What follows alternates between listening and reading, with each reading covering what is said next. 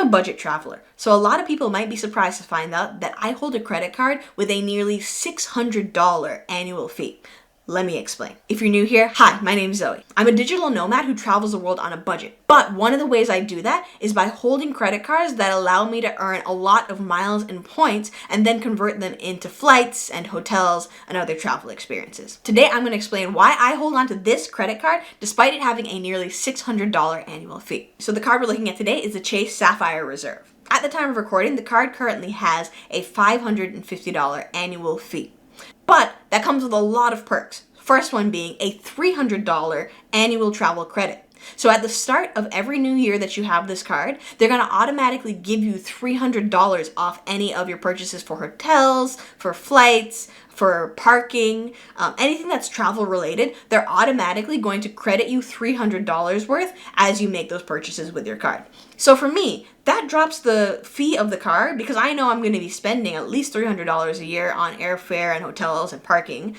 It drops the fee of the card from $550 to $250. Already, the card for me is looking a lot more reasonable. Not necessarily budget, but a lot more reasonable. But that's not the only benefit of having this card. The next thing that I think is really crucial about this card is that it comes with rental car insurance. So when you go to rent a car, you don't necessarily have to opt in for their probably much more expensive insurance, which could be, $10 a day, $20 a day, $30 a day, depending on where you're going and what kind of car you're renting. Those fees could really rack up. So for me, again, if I'm going to rent a car maybe once a year and I would have ended up paying, let's say $50 in insurance from that company, I can already knock off another $50 off this card. So for me, again, we're dropping it down. Now we're looking at around $200 a year for the card. So it's starting to make more and more sense. A third thing is that this card comes with great travel insurance. So if your flight gets canceled or severely delayed, or if your luggage gets lost, by purchasing your flights with this card, you're going to be getting a lot of coverage and benefits that you wouldn't have to purchase on a separate plan. So again, if you're the kind of person who would typically purchase travel insurance separately, I would definitely read the fine print about what this offers. But I do know from experience that it does offer you a lot of coverage should anything happen to your trip or your luggage. And again, depending on how much you want to pay for that annually, that can completely knock out the $200 fee, or it could not make a dent if you're the kind of person who doesn't purchase travel insurance. The fifth reason I think this card is worth it is because it will give you a TSA PreCheck or Global Entry $100 statement credit every 4 years. So again, that's another $25 per year that you have this, bringing the total cost of this card down to $175 annually. TSA PreCheck and Global Entry for me are really, really useful because it means I don't necessarily need to rush to the airport every time I'm taking a trip, which can also save me money on what methods of transportation I use. Where I might have had to use an Uber or a taxi before, I can now take the train or take the bus to take a bit more time to get there, but get there much more affordably. The next thing that's going to be worth it for me is Priority Pass. So Priority Pass is going to give you access to hundreds of lounges around the world. I personally have been in Priority Pass lounges in over a dozen countries at this point and gotten hundreds of dollars of value in food and drinks and other perks.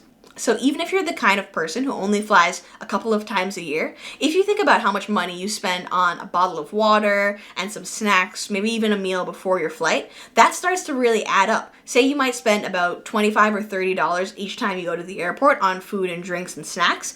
If you just go to the airport 3 times for the year, that's $90 you've spent right there. If you go 4 times, that's $120. If we were to take off either 90 or 120 from the total cost, if we take off 120, we're now looking at $55 of an annual cost for this card, which again, it's starting to look really, really reasonable considering all the other benefits you get. This is not even considering the benefit of travel insurance, right? And then the final reason, and I think the most important reason that this card for me is 100% worth it, are the points. For this card, you get 1 point per dollar that you spend. Now, you're going to be earning maybe 1 point per dollar on regular everyday purchases with this card, but once you start to spend on things like hotels and airfare or even restaurants, you're going to see those points multiply rapidly. I think it's 3 points per dollar on restaurants, 5 points per dollar on airfare, and then up to 10 points per dollar on hotels. So you'll really start to see those points quickly rack up if you're using this card for your purchases. And again, you can then take those points and book more airfare, more hotels. You can even pay yourself back in a statement credit using the points on the card. So it's definitely, in my opinion, one of the more useful reasons to have this card. You can literally pay yourself back for the purchases you're making. So with this card, you also get a welcome bonus.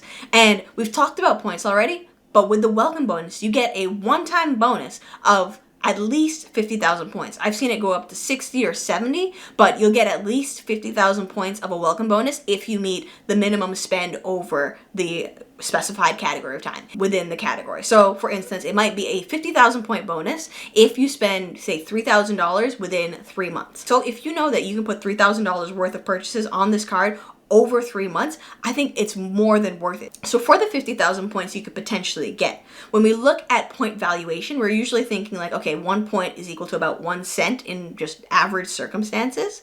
So with these Chase points, you can actually get outsized value with those points. Chase has different options to redeem your points within their Ultimate Rewards profile, but you can even just use their Pay Yourself Back feature, which often offers up to a 1.5 times redemption value when you're redeeming your points to pay yourself back for purchases you've made. So they have these special categories every couple of months that might be pay yourself back for purchases on restaurants, and you can actually redeem the cost of those payments that you've made at a 1.5 times increase, therefore increasing that $500 value of those 50,000 bonus points all the way up to $750. Again, this is all depending on how you spend your points. You know, there are situations where you might not get as much value for your points and it might be a terrible deal. But there are scenarios where you can actually get outsized value for your points. I actually spent less than 15,000 points to get a ticket that cost over $400 the other day, which is an insane points to value redemption ratio. If you want to see how I did that, check out this video up here, and I'll see you guys in the next one.